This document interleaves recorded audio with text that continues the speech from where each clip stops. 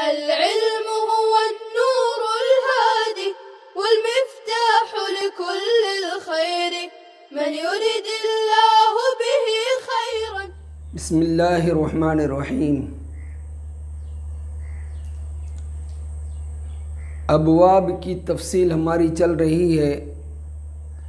सुलासी मुजर्रद के 6 अबवाब आते हैं जो हम पढ़ चुके। अब आगे बढ़ते हैं। फ़स्ल दुवम, पहली फ़स्ल सुलासी मुजर्रद के अबवाब की थी और दूसरी फ़स्ल है सुलासी मज़ीद फ़ी मुतलक़ के अबवाब। मुक़द्दिमे में हम पढ़ चुके हैं कि सुलासी मुजर्रद उसको कहते हैं जिसके माजी के सिगा वाहिद मुज़क्कर गाइब में हरफ असली 3 हों और कोई हरफ ज़ाइद ना हो। और सुलासी मज़ीद फ़ी कहते हैं उसको जिसके माजी के सिगा वाहिद मुज़क्कर गाइब में हरफ असली 3 हों और कोई हरफ ज़ाइद भी हो। हमें यहाँ पढ़ना है सुलासी मज़ीद फ़ी की 2 किस्में हैं। सुलासी मज़ीद फ़ी मुल्हक़ और सुलासी मज़ीद फ़ी गैर मुल्हक़। गैर मुल्हक़ का दूसरा नाम है मुतलक़ और अभी हमें यही पढ़ना है, सुलासी मज़ीद फ़ी मुतलक़। अब ये हम समझें कि मुल्हक़ किसको कहते हैं और गैर मुल्हक़ किसको कहते हैं।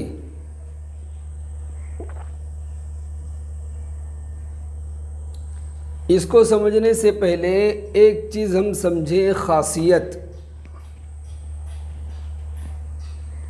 ख़ासियत कहते हैं किसी भी लफ्ज़ में, किसी भी फ़ेल में मख़सूस वज़न पर आने की वजह से नए माना पैदा हों, उसको ख़ासियत कहते हैं। उसके लिए हम एक मिसाल ले लेते हैं। ज़हबा, ज़हबा खालिदुन, खालिद गया। ये सुलासी मुजर्रद है। इसका माना क्या है? जाना। ज़हब गया। इसी को अगर हम बाबे इफ़आल में लेकर जाएं और इस तरह कहें अज़हब,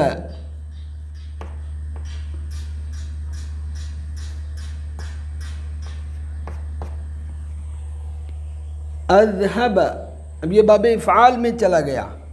अज़हब युज़हिबु, अक्रम युक्रिमु, अखरज युखरिजु, अदखल युदखिलु, अरसल युरसिलु, बाबे इफ़आल। तो इसका माना हो जाता है ले जाना, यानी किसी चीज़ को ले जाना। एक वाज़ेह फ़र्क यहाँ हो गया। वो क्या कि ज़हबा के माने जाना, ये फ़ेल लाजिम था। ज़हब खालिदुन, खालिद गया। लेकिन जब बाबे इफ़आल में ये चला गया और अज़हब कहा तो अज़हबा के माने आते हैं ले जाना, किसी चीज़ को ले जाना। अब यानी मुतअद्दी बन गया ये। तो क्या मतलब निकला कि सुलासी मुजर्रद में लाजिम का माना पाया जा रहा था। जब ये बाबे इफ़आल में गया तो एक नए माना इसके अंदर पैदा हो गए, और वो कौन से? मुतअद्दी होने के, जिसको तादिया कहते हैं। लाजिम का मुतअद्दी हो जाना, तो इसको कहते हैं ख़ासियत। कि मख़सूस वज़न में मादे के फ़ेल के आने की वजह से, मादा यानी हुरूफ़ असलिया, जिससे फ़ेल बना उसको मादा कहते हैं, हुरूफ़ असलिया कहते हैं।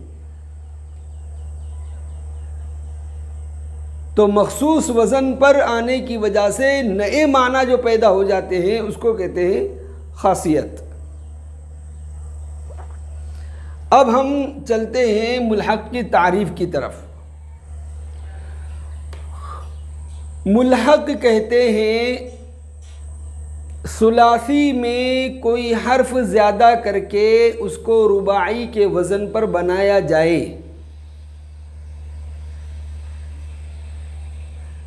और उसमें मुल्हक बिही के माना के अलावा कोई नए माना उसमें ना हो। अब मुल्हक बिही क्या है वो भी समझेंगे।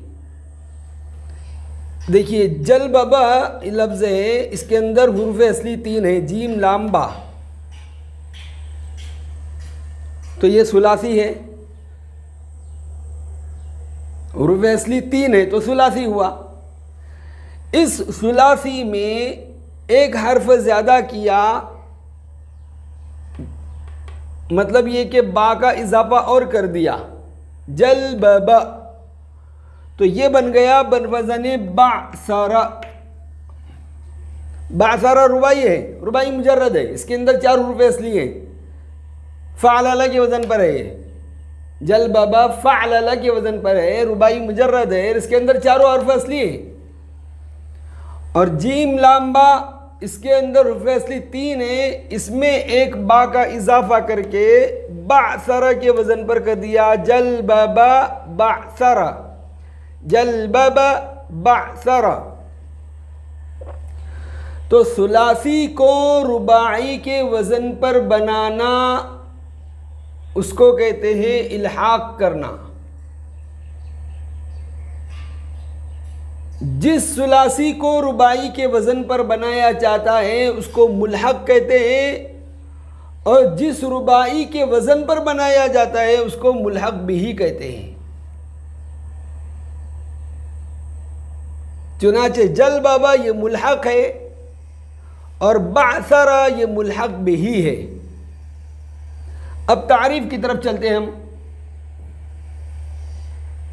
कि मुल्हक कहते हैं उसको कि सुलासी में हर्फ ज़्यादा करके उसको रुबाई के वज़न पर बनाया जाए, और उसमें मुल्हक बिही के माना के अलावा, मुल्हक बिही की खासियत के अलावा कोई नई खासियत उसमें ना हो। ये 2 बातें जिस सुलासी में पाई जाएंगी उसको मुल्हक कहेंगे। इससे गैर मुल्हक की तारीफ़ और मुतलक की तारीफ़ निकल गई कि वो सुलासी मज़ीद फ़ी जो रुबाई के वज़न पर ना हो, या अगर रुबाई के वज़न पर हो तो उसमें रुबाई से ज़्यादा खासियात पाई जाती हों। मिसाल के तौर पर इज्तनबा ये सुलासी मज़ीद फ़ी है, जीम नून बा ये हुरूफ असली है इसमें, और 2 हुरूफ ज़ाइद है, हमज़ा और ता, हमज़ा और ता ज़ाइद है, हर्फ असली 3 है, तो सुलासी मज़ीद फ़ी ये भी है। लेकिन इज्तनबा में हम देखेंगे इसमें 5 हर्फ हैं, और रुबाई में बासर में 4 ही हर्फ हैं। इसका वज़न है फ़अलला, इसका वज़न है इफ्तअला, दोनों का वज़न अलग अलग है। तो क्या मतलब निकला कि इज्तनबा सुलासी मज़ीद फ़ी है जो रुबाई के वज़न पर नहीं है। तो ये भी क्या हुआ, सुलासी मज़ीद फ़ी गैर मुल्हक, सुलासी मज़ीद फ़ी मुतलक। गैर मुल्हक कहेंगे या मुतलक कहेंगे, दोनों नाम है इसके। अक्रमा में देखिए हम, अक्रमा ये भी सुलासी मज़ीद फ़ी है, जैसे अज़हब, करुमा के माने बुज़ुर्ग होना, इज़्ज़त वाला होना, और अक्रमा के माने इकराम करना, इज़्ज़त करना। तो करुमा ये फ़ेल लाजिम था, अक्रमा बन गया फ़ेल मुतअद्दी, मतलब इसके अंदर तादिया की सिफत पाई गई, तादिया की खासियत इसके अंदर पाई गई। तो अक्रमा अगरचे बासरा के वज़न पर है, रुबाई के वज़न पर है ये, लेकिन इसमें तादिया की खासियत है जो बासरा में नहीं है, रुबाई में नहीं है। तो रुबाई की खासियत के अलावा एक नई खासियत इसके अंदर पाई जाती है, इसलिए ये भी मुल्हक नहीं है बल्कि गैर मुल्हक है।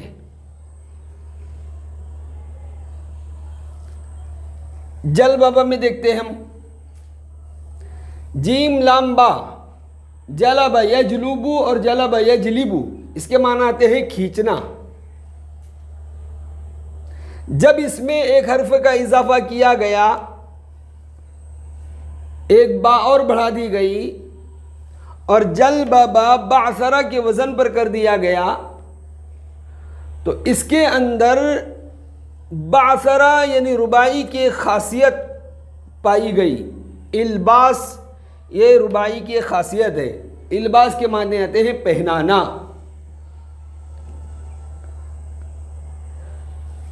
तो जीम लाम बा ये उरूफ असली थे, इसमें एक हर्फ ज़्यादा किया और जल बाबा बासरा के वज़न पर बनाया, तो इसके अंदर इल्बास के माना पैदा हो गए। इसका माना हो जाता है चादर पहनाना, कमीज़ पहनाना। तो पहनाने का माना जो रुबाई के अंदर पाया जाता है वो इसके अंदर आ गया,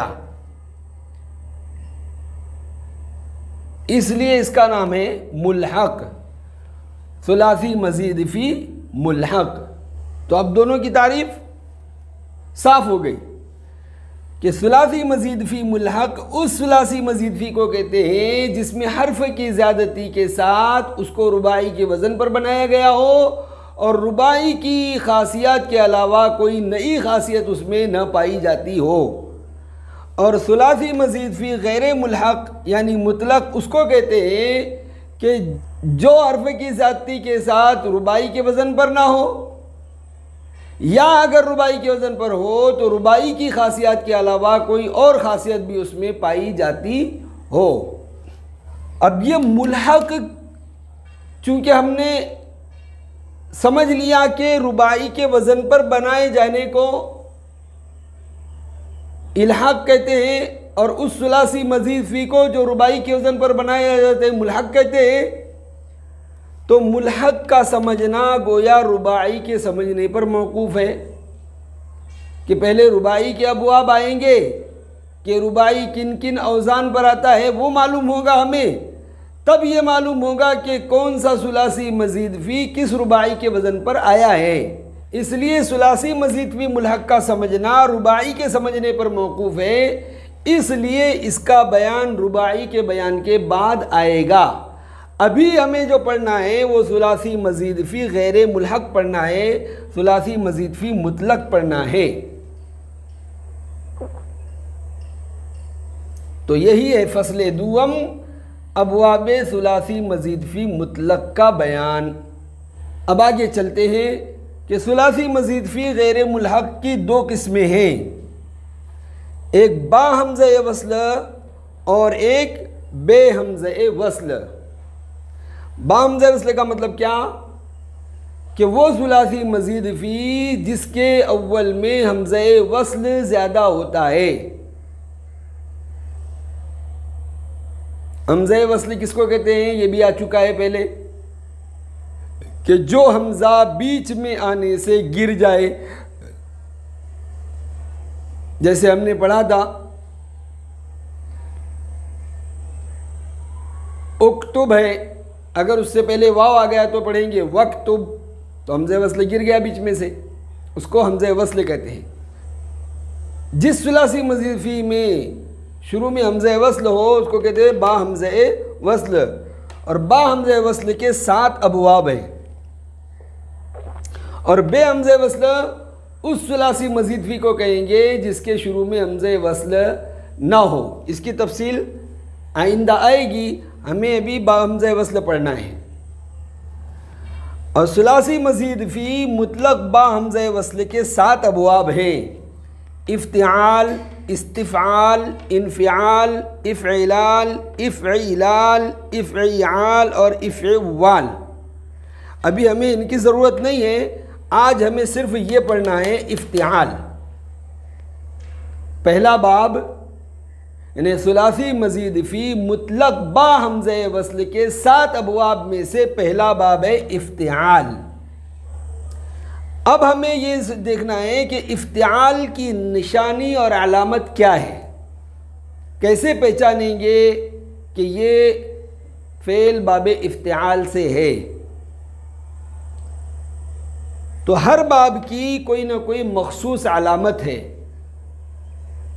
चुनांचे इफ्तिआल की अलामत क्या, उसके लिए हम माजी का सिगा वाहिद मुज़क्कर गायब लेंगे। ये बात याद रहे कि किसी भी बाब को पहचानने के लिए उसकी माजी का सिगा वाहिद मुज़क्कर गायब लेंगे। आइए, इज्तनबा इफ्तअल के वज़न पर है ये बाब इफ्तिआल। इसकी हम निशानी देखते हैं, इसकी अलामत देखते हैं। इज्तनबा में हमने देखा इफ्तअल के वज़न पर है, शुरू में हमज़ा, इफ्तअल में भी हमज़ा है, इज्तनबा में भी हमज़ा है। यहाँ नंबर 2 फ़ा है, यहाँ जीम है। यहाँ नंबर 3 ता है, यहाँ ता है। यहाँ नंबर 4 आइन है, यहाँ नून है। और यहाँ नंबर 5 लाम है और यहाँ बा है। और इससे पहले हम ये मालूम कर चुके हैं कि जो हर्फ फ़ा ऐन और लाम के मुकाबले में हो वो असली होता है, और जो फ़ा ऐन लाम के मुकाबले में ना हो वो ज़ाइद होता है। चुनांचे फ़ा के वज़न पर जीम है, तो जीम फ़ा कलिमा हुआ। ऐन के सामने नून है, तो नून ऐन कलमा हुआ। लाम के सामने बा है, तो बा लाम कलमा। तो जीम, नून और बा ये हुरूफ असली हैं, और 2 हर्फ यानी हमज़ा और ता ये ज़ाइद है, इसलिए कि ये फ़ा ऐन लाम के सामने नहीं है। अब बाब इफ्तिआल की निशानी देख लेंगे कि इफ्तअल में ता ज़ाइद है फ़ा कलमे के बाद, तो इसकी निशानी यही है बाब इफ्तिआल की अलामत कि फ़ा कलमे के बाद ता की ज़्यादती, फ़ा कलमे के बाद ता की ज़्यादती, ये इसकी निशानी अलामत है। अब सवाल ये पैदा होता है कि भी इसमें हमज़ा भी तो ज़ाइद है, तो निशानी के लिए, अलामत के लिए हमज़ा को क्यों बयान नहीं किया? तो उसकी 2 वजह हम बयान कर सकते हैं। एक वजह तो ये कि मुसन्निफ़ हर बाब की वो अलामत बतलाएंगे जो उसको दूसरे अबवाब से मुमताज़ कर दे। यानी बाब इफ्तिआल में फ़ा कलमे के बाद ता आएगी और किसी बाब में फ़ा के बाद ता नहीं आएगी, तो ऐसी निशानी का जिक्र करेंगे जो दूसरे अबवाब से उसको मुमताज़ कर दे। इसलिए ता का जिक्र किया कि फ़ा के बाद ता का आना ये बाब इफ्तिआल की अलामत है जो दूसरे अबवाब में नहीं पाई जाती। और दूसरा जवाब ये कि भाई पहले ही एक बात आ चुकी भी, ये 7 अबवाब बा हमज़े वस्ल के हैं, यानी इन सब अबवाब में हमज़े वस्ल आएगा ही। तो हमज़े वस्ल का चूँकि एक मरतबा जिक्र आ चुका, इसलिए दोबारा इसको जिक्र नहीं किया।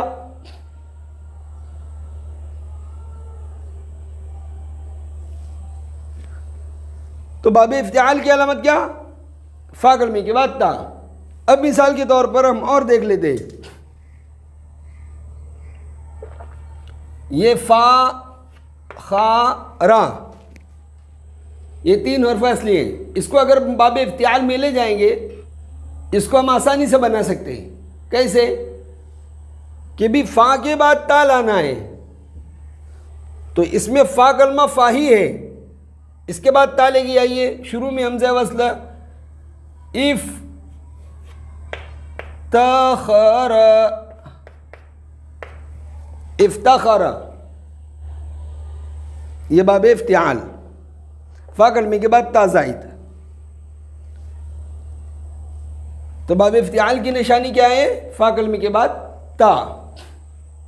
इसकी गर्दान हम पढ़ लेते हैं, इज्तनब यज्तनिबु इज्तिनाबन फहुव मुज्तनिबुन व उज्तनिब युज्तनबु इज्तिनाबन फहुव मुज्तनबुन अल अम्रु मिन्हु इज्तनिब वन्नहयु अन्हु ला तज्तनिब अज़्ज़र्फ़ु मिन्हु मुज्तनबुन। आज सबक यहीं तक रखते हैं, इसलिए कि इसमें काफ़ी तफसील है। इसको आप बहुत गौर से बार बार सुनेंगे। अव्वल पहली मर्तबा में ही समझने की पूरी कोशिश करेंगे, फिर दूसरी मर्तबा सुनेंगे। इस तरह दोबारा सहबारा अगर सुनते रहेंगे तो इंशाअल्लाह बात समझ में आ जाएगी। और असल चीज़ किताबों का समझकर पढ़ना ही है। उम्मीद है कि हमारे तलबा बहुत गौर शौक़ से सुनकर उसको याद करेंगे। वसल्लल्लाहु तआला अला खैर खल्क़िही मुहम्मदिन व आलिही व अस्हाबिही अजमईन। السلام عليكم. لا تنسوا الاعجاب بالفيديو والاشتراك في القناة تشجيعا لنا لنستمر بنشر المزيد إن شاء الله.